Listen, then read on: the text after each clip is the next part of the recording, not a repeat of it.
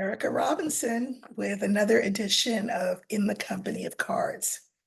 So, since the last time I recorded, I have been schooled on the appropriate YouTube etiquette, which is that one should always ask viewers to like and subscribe before you do anything else. So, counterintuitive as that might sound to me, please like and subscribe. I would love that. And if you end up really liking it, I would hope you would share it. So today I have three questions that I want to look at. All of them pretty meaty questions, MEATY questions. The first one is about Tulsi Gabbard. Now, Tulsi Gabbard, as you may or may not know, used to be a Democrat, then she was for Bernie, then she became a Republican, has taken on many stances that are admirable, but has become increasingly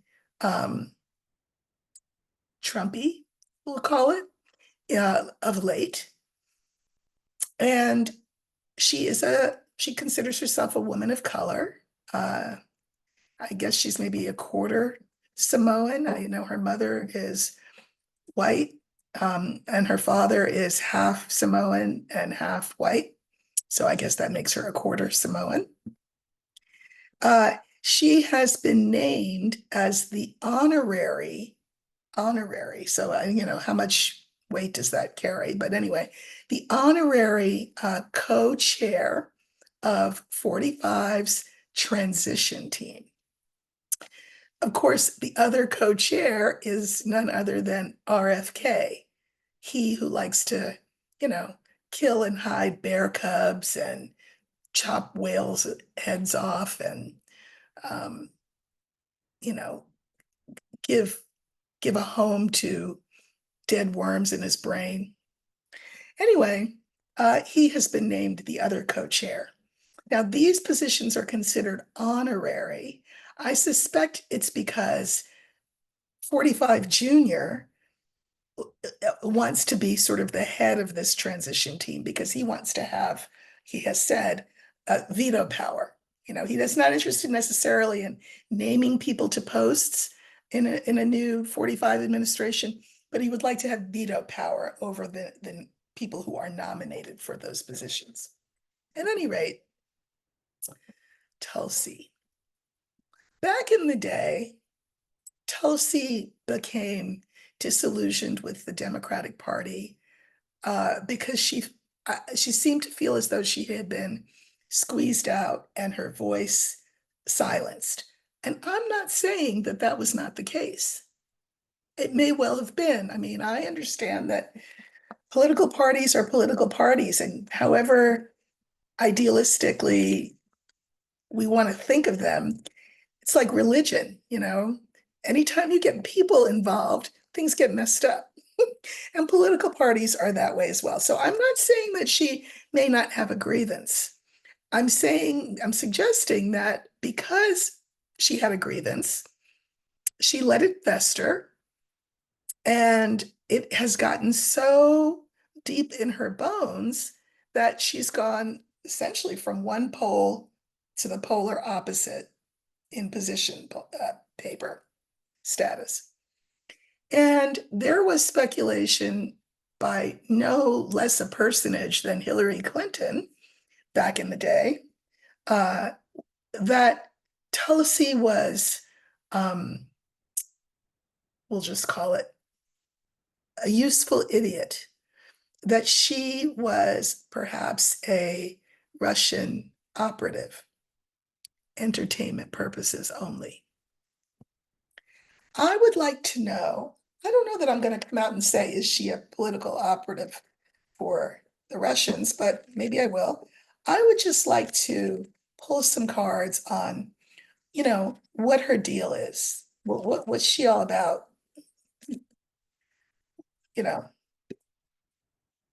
Where is her thinking? So she is still young, not super young. She's in her 40s, but she's still young. So I'm going to do her a solid, and I'm going to have her be the young woman in my deck. And I'm going to just flip the cards until I get to that young woman. And I will put that card in the center, pull some cards around it, and we will see if we can figure out what Tulsi's game is. So here she is. This is going to be Tulsi Gabbard. Putting her in the middle, taking the two cards that came before her in the deck and putting them to the left. I still have cards in my hand, so taking the top one and putting it to the right, and the next top one and putting that to the right. Okay. And I may want to pull a couple of clarifiers here on some of these cards. Okay. In fact, okay. All right. So I pulled a few clarifiers on the final three cards, but anyway, the cards are the mountain, the moon. This is our card for Gabbard, remember? The sun, and the fifth card is the rider. Okay, so I'm going to put them back and talk about how they function in terms of this question. The mountain. Again, remember, her star has been ascending, for ages, and then she hit a roadblock. And she hit a roadblock because she was stymied in the Democratic Party, moved to Bernie, and then moved to the Republicans, and has been trying to get her footing ever since. So she has felt blocked.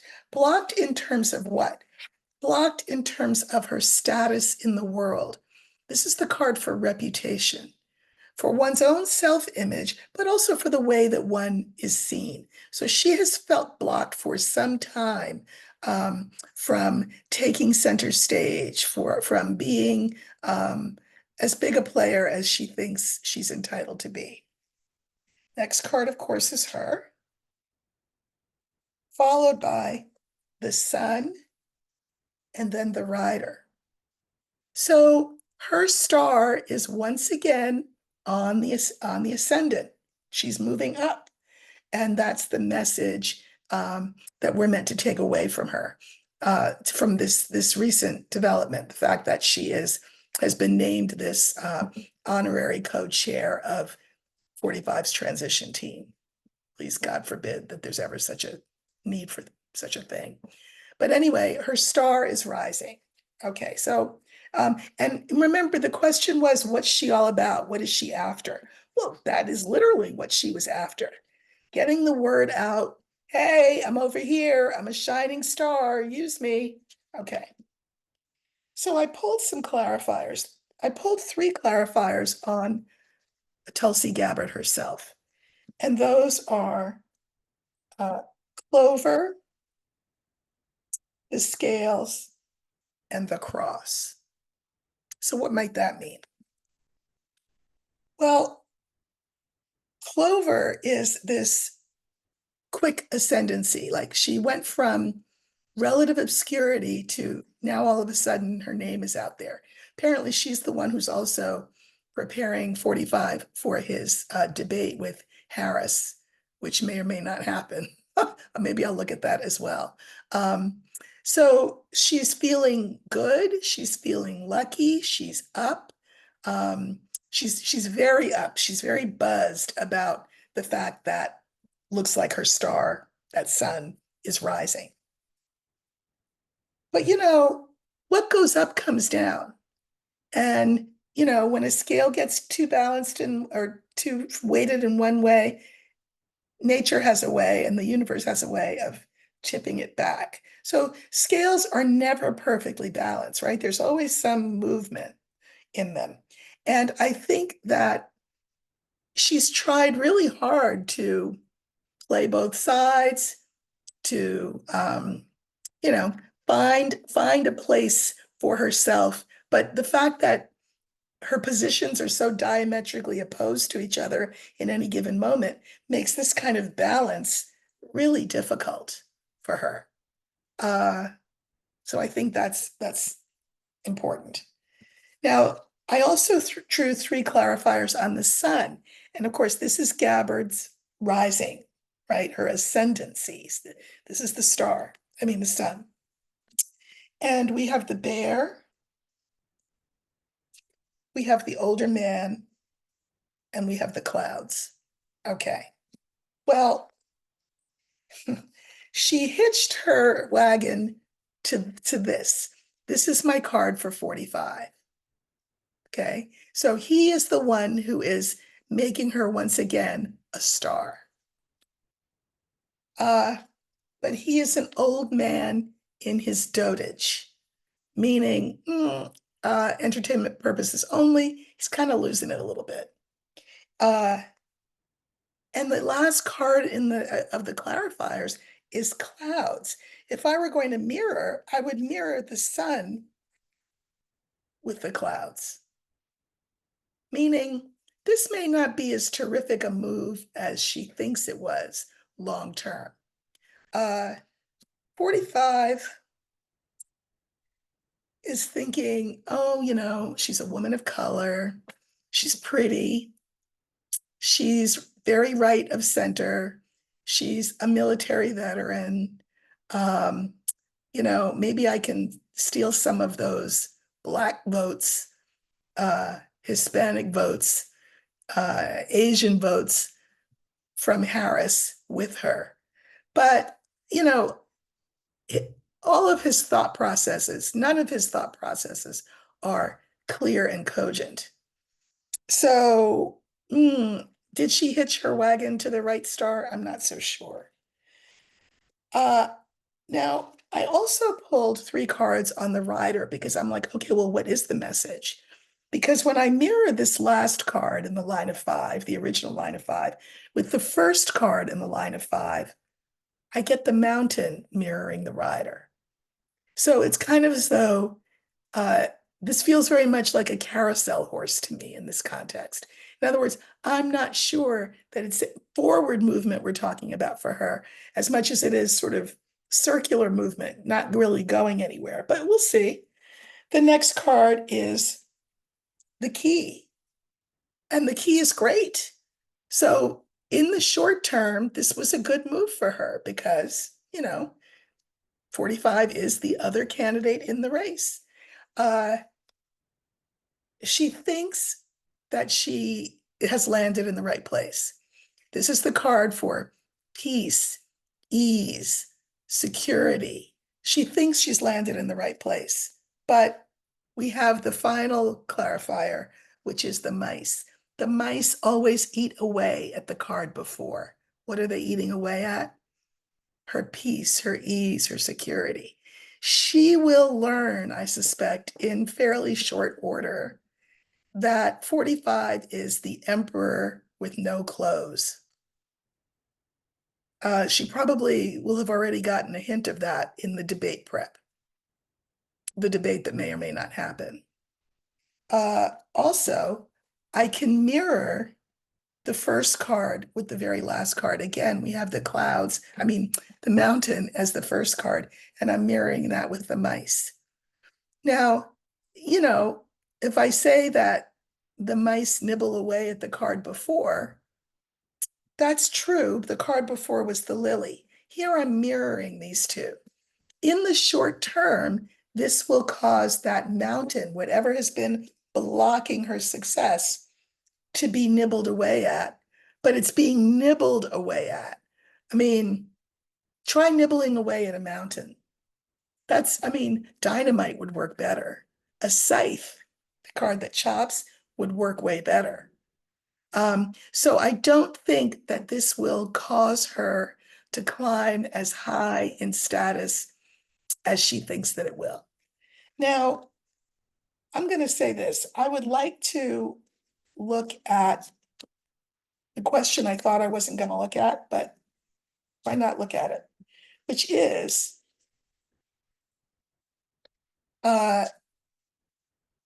is she a Russian asset? Entertainment purposes only. I mean, is she? So, I'm just shuffling to get the cards clean of the energy of the previous question.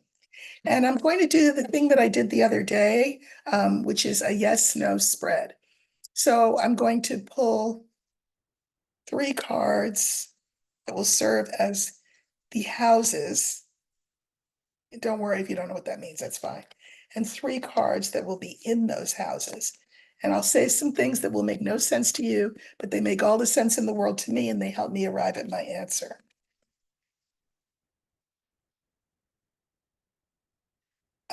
The question was, is Tulsi Gabbard a Russian asset? Well, we have the dog in the house of the sun.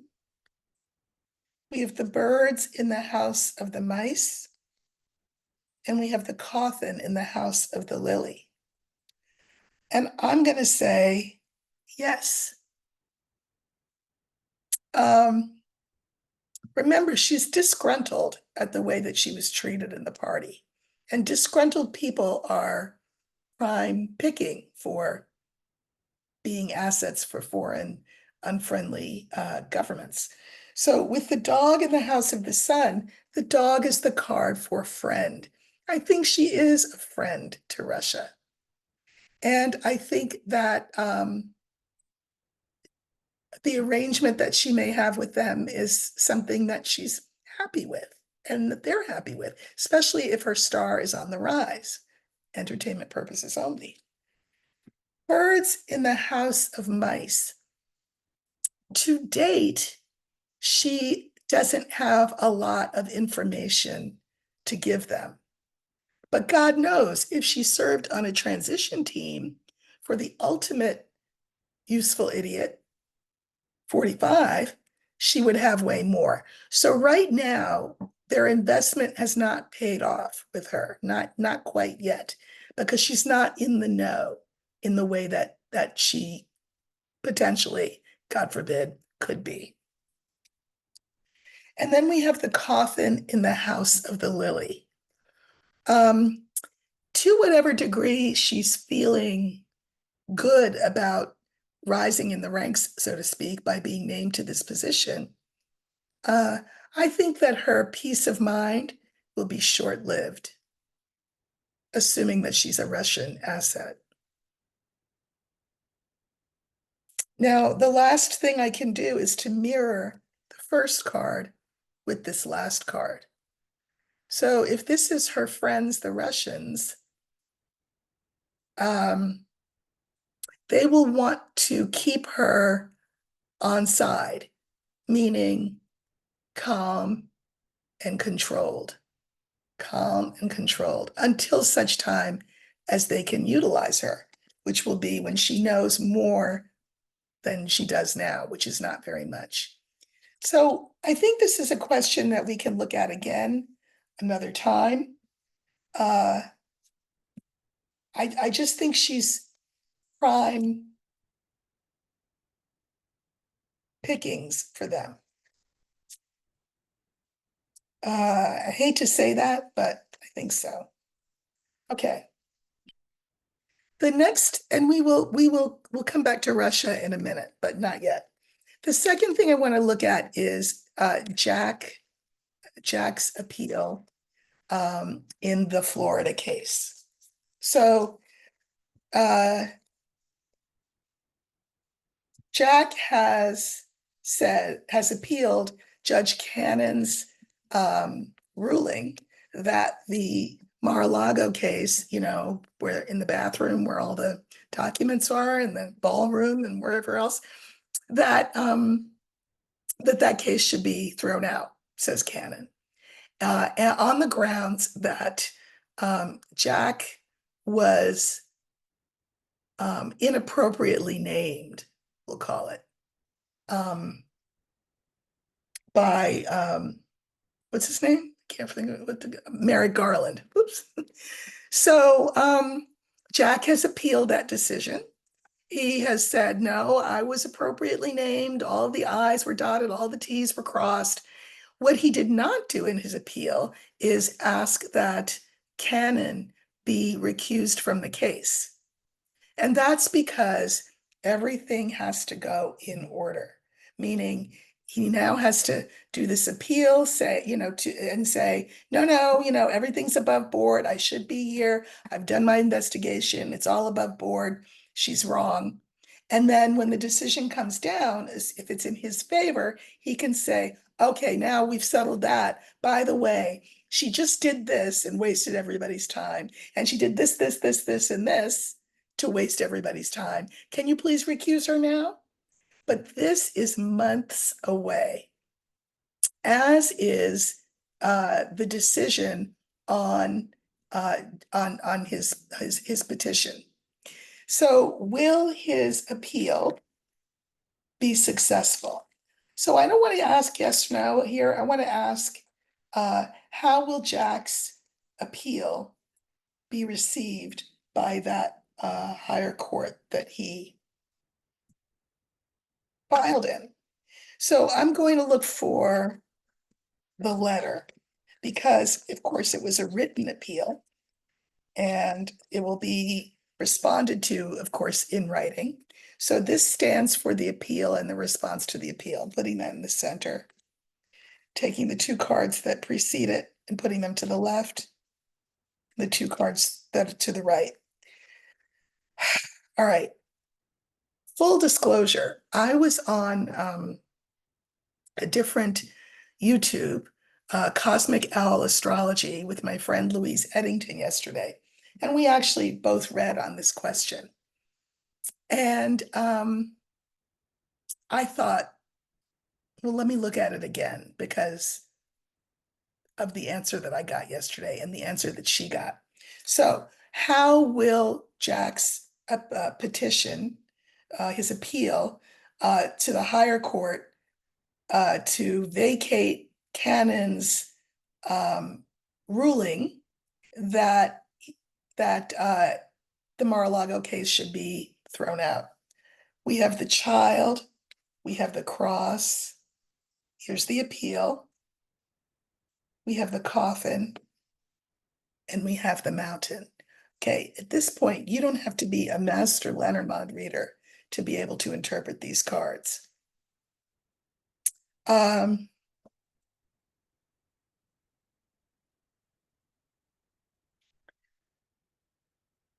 This is something new, and what's new is this new appeal. So we'll call it that. It was something new. But we have the cross. This is a card of pain. I mean, I'm sure that Jack was pained to have to write it in the first place, because why would that woman throw the case out unless she is also a useful idiot for 45, entertainment purposes only? We have the letter in the center, which stands for the appeal. But here's the point. We have the coffin and we have the mountain. I mean, bad enough to be put in a box, but then the box is up against a mountain. It could be that there is a longer delay than we think. I mean, again, this will not be decided for months. I'm sure not prior to the election. But I don't like those cards there. But okay. Let me say this. This can be an ending. It can also be something that is shelved, put in a box, put away. Now, a mountain, I always tell clients, a mountain is not the end of the world. It's just a pause. It's just a delay. It's an opportunity for you to sit at the foot of the mountain and decide on how you're going to approach it and if you're going to approach it. So I pulled a clarifier for each of those cards. The clarifier for the coffin, thank you, God, is the scythe. this is the instrument, this is a decision, but it's an instrument that cuts, and it can certainly cut into a coffin. And then we have the mountain. So here we are, we're waiting at the mountain, months pass, we have an election, we have the holidays. Oh my God, are they going to make a decision? And then things move forward. Things move forward.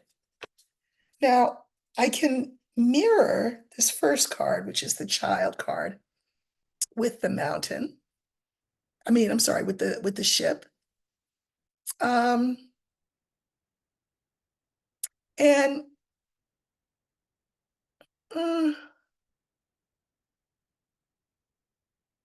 I think there may be some new things that happen. That's this card, between now and when the decision is actually made. And those things that happen will be what moves the case forward. So I'm going to tentatively say, and I have to really always check myself and make sure this is not my ego talking, because of course I want the thing to move forward. Duh. Of course I want the judges to rule in Jack's favor. Duh. But I'm reading cards. I'm not giving my opinion here. So, but I am going to go out on a limb and say it's going to take a really, really long time, but that when we eventually do hear, there will be a decision, and I think the decision will be in Jack's favor. Now, I'll pull one more card on the ship. Well, it's the rider, so that's news coming in. So I'm going to pull one more on the ship. Key. So again, maybe this is me wanting this, but I don't think so. I think that the decision will move in Jack's favor. At which time Jack can say, okay, thanks a lot. So let's get back and proceed with this case. Oh, and by the way, she needs to be recused. So, we're talking about months and months and months. So we won't know if I have to eat my hat for months and months and months, but that means I have time to get a hat in case I have to eat it. All right. The next and last question that I wanted to look at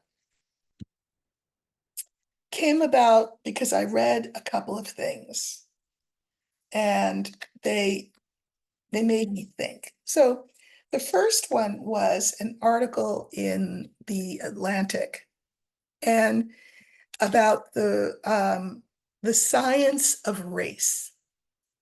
And the article was suggesting that this science of race has reared its head. When I looked at the comments to the article, I was like, because a lot of people were saying, reared its head, it's always been a thing, but maybe not on everybody's radar all the time. What is the science of race? Put succinctly, it is the pseudoscience. It's not real science. It's the pseudoscience that attaches intelligence to race. So as you can imagine, it's the science that posits that white people are smarter and Black people are less smart. Now, I'm a little bored by the whole thing. I've heard this all growing up. I was considered smart. In my description on this YouTube channel, I say that I'm Harvard educated, and I do that not so that you think I'm smart, but so that you might say to yourself, wait, she went to Harvard, which is this bastion of, of intellectual inquiry, and yet she's doing cards? Like, how's that a thing? And I want to make the case that, yeah, it's a thing. It is a thing. Many at Harvard would think I was crazy, but it's a thing. But I will tell you that prior to going to Harvard, I would hear a lot, well, you know why you're so smart. And like a dummy, I would say, no, why? I thought they were going to tell me something I didn't know. And their answer would be, well, because your father's white. My father was white, my mother was Black. Because your father's white. And I always thought, well, what a stupid thing. but people are wedded to this race science. When I was at Harvard, it was a big thing because there was a professor in the psychology department, and that was his whole thing, race-based, um, you know, allotting or, assessing people by their race, um, and their intelligence. It's not unlike the pseudoscience of phrenology, which was also racist, right? Where they would take the proportions of a skull and determine according to those proportions who was smartest. And obviously the skulls of Black people, they said, made the case that we are the dumber race, and the beautiful white skulls were beautiful and smart. I remember when I was in divinity school, there was a visiting Chinese student, and we were chatting, and she said, well, you know what they say. I'm like, what do they say? And she said, well, that Black people are the most athletic and that white people are the most intelligent. I said, are the most beautiful. I'm sorry, are the most beautiful. And I said, oh, well, what do they say about Asians? Because, she was Chinese. She goes, oh, I don't want to say, I don't want to be immodest. I said, oh, come on. The Blacks are dumb and are athletic, and the whites are beautiful. What are the Asians? And she said, well, we're the most intelligent. I said, oh, y'all got that all figured out, huh? Okay. So it's along those lines. Now, as you can imagine, this appeals to people who are insecure, dumb, uneducated as to what is science and what's not science, because obviously, race is a social construct. It's an artificial social construct, but okay. But it's among the circles that call themselves intellectuals, and I will argue that just that these are pseudo intellectuals who engage in pseudoscience. You've got people like Fuentes, the head of the white power Proud Boy, whatever movement, who believes in this science. This is why 45 can talk about Black jobs, because what does he mean by Black jobs? Well, jobs that those with the lesser intellect would do, the street sweepers and the what would he say? The cashiers, and maybe not the baggers in the grocery store. It's racist and it's wrong. So I read that article about this resurgence. Again, it's not a resurgence. It's always been a thing. And then I read an astrologer whom I really like, and she said, beware, beware. Part of disinformation coming from Russia, among other places, is this effort to foment racial discord between us, to create hostility, right? So just even having this pseudoscience conversation, as you can imagine, would make a lot of people angry on the one hand, would confirm for a lot of other people what they want to be the case. And so, creates enmity between people of different races. So what I would like to know is this pseudoscience of race science, is it being used as a tool of disinformation by Russians? Because if it is, then the best thing we can do is just not give it any air. I thought about writing a Substack about how dumb the whole thing is, this eugenics and well, it is ultimately it's eugenics, right? Because you don't want those lesser beings around. But the phrenology, the science of the skull, and who's got a bigger, better skull, and which race is smarter, which race is not. I thought about writing a Substack post about that, and then I thought, no, because then I'm fanning the flames. Why would I do that? Why would I give it air? But I just would like to know, is it being used as disinformation? So what I'm going to do is I think I'm going to use the birds, because um, birds is chatter. It can be gossip. It can be disinformation. And I just want to know if there are foreign entities who are engaging in this, or causing us to engage in it in ways that keep us from getting along with each other, moving forward.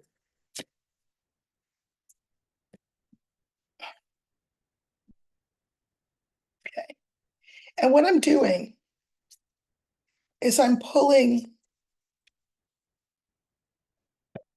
clarifiers. Okay. So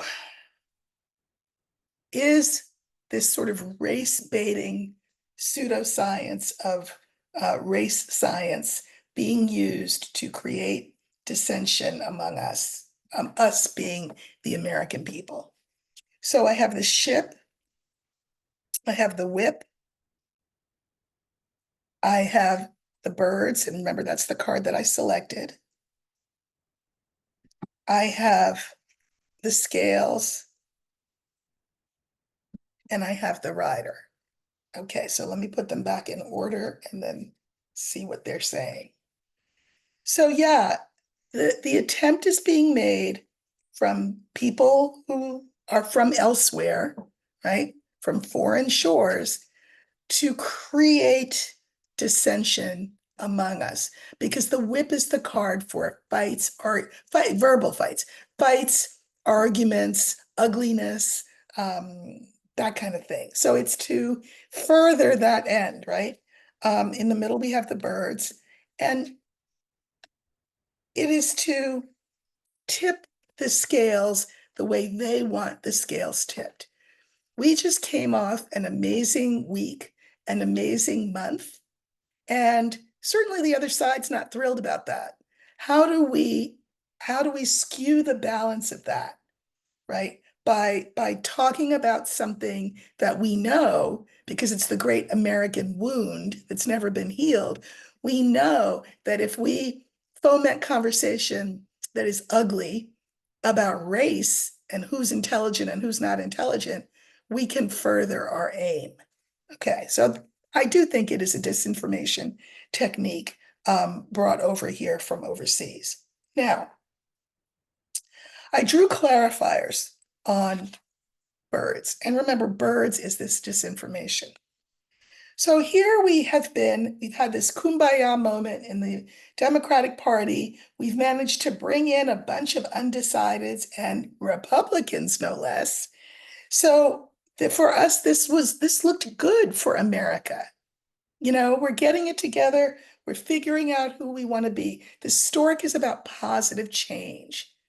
Last week and the month preceding has been all about positive change and has served to help stabilize us as a country. So why not throw some flies in the ointment? Why not create problems? These cards are the clarifiers for this race language, right? It's to mess this up by throwing a monkey wrench into things. Okay, so more confirmation. I drew 3 clarifiers on the scales too. Remember, this is that balance, that equilibrium that we're trying to find and keep. And it's always hard to keep it because, again, scales are always going back and forth. So the clarifiers that I drew were the star, the coffin, and the clouds. So they want to push us off of our game, to mess our scale up, right? So here we are thinking about a brighter future, a more balanced scale, conversations that are generative and respectful. This is the kind of future we're saying we want. Well, there are powers and forces that don't want that. What they would rather do is to keep us confused about each other, to not talk to each other in open and honest and respectful ways. Clouds is about confusion. And then I drew cards on the rider, okay? And I got the cross, the older man, and Clover. So, it's to create pain. This is the message. Let's create dissension between the races and among the races. Let's cause them pain, because that will help our guy 45, the old guy. And we have to do it fast. And the other thing is not just that we do it fast, it's a lucky tool. Because why? Because it is America's wound. America is very touchy about race. People don't like to talk about race. But if you don't talk about it, how can the wound be healed? It's kind of like, we put a Band-Aid on it, but we don't clean it out. We don't clean the wound out. And then we wonder why it's bubbling and blistering and pussy and green. Well, because it's gangrenous. We didn't clean it out. They know that, if you want to throw a smoke bomb at America, bring up race. Because we've not learned to talk to each other civilly and decently and honestly and openly about that subject. So they think it's like the golden ticket. So that's what I see there. So I didn't say, will it work? My question was, is that what the purpose of it is? To sow dissension among us and between us. So the cards indicate that, yeah, that's the case. And further, the cards say what the astrologer said, which was, pay no attention. Pay no attention. Just don't give it any room. Don't give it any space. If we're going to talk about race, let's do it our own way and in our own time without them setting the menu and dictating the hour that we talk about it. We can do it our way. So I hope you found this interesting. I did. We'll see whether we learn more about Tulsi. I suspect this was a big mistake on her part. I do not think that siding with Trump in this way and being part of his transition team will move her forward in any reputational way except among the MAGA faithful. I think Jack's appeal, we'll have to wait. I think in the end, his appeal will be positively heard. I really do. And I think that may be due to other events that happen that these judges will take into account. And then the race science that you will hear conversation about, Black jobs and who's smart and who's not, and who's a DEI hire and who got their job through hard work and merit. Again, just look at all of this with a jaundiced eye. Race is a conversation we need to have. I hope we have it here. I hope you ask me questions around that. But in terms of that pseudoscience, let's not take the bait. How about that? Okay, if you didn't like and share, I hope that you will do that. And thank you so much for subscribing and listening. Take care.